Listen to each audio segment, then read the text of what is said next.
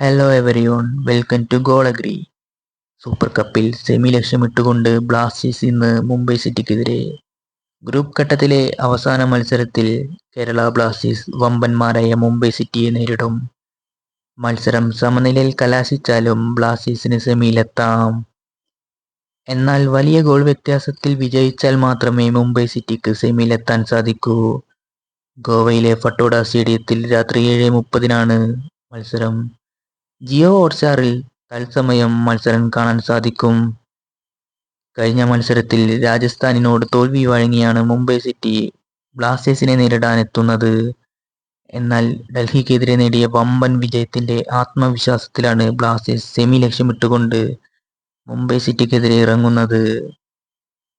തുടർച്ചയായ 2 മത്സരങ്ങളിലും ബ്ലാസ്റ്റേഴ്സിനായി വലകുലുക്കിയ Spanish super താരം ഒബിയെറ്റയിലാണ് ആരാധകരുടെ പ്രതീക്ഷ. രാത്രി 7:30 മുതൽ ജിയോ ഹോട്ട്സ്റ്റാറിൽ തത്സമയം മത്സരം കാണാൻ സാധിക്കും.